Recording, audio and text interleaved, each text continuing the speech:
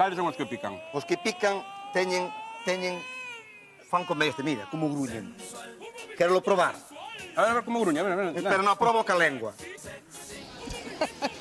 Xo sai que pican cando se empezan a recoller. Para que non piquen, se me hai que probar, entón xa sabes que non pican.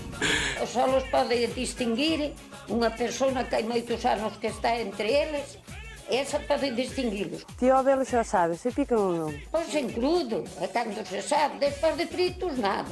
Cando os compras e os sacas da bolsa, pois xa che digo, o tamaño tal, se se pasan dese tamaño, elevanse moitas posibilidades de que piquen. Huélalo aí, a ver. A ver, que tal? Ah, no, pero es tú... Ten candela?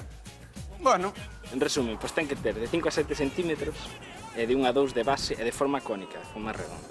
Nin os da punta redonda, nin os do pico. Pican os que pican, e os outros tanto pican dunha maneira como a doutra. Estes son dos que pican. Non Sí, si me dio secreto, seguro que o sei. Non te digo porque ti miras para os cementos e ti todos che parecen iguales.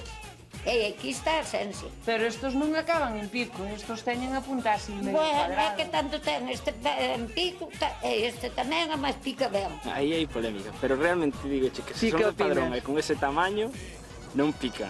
Sean terminen en punto ou terminen en redondo, como di a xente, non pican. O final que sempre pican máis que ao principio. os pementos de Arnolla pican ou non pican?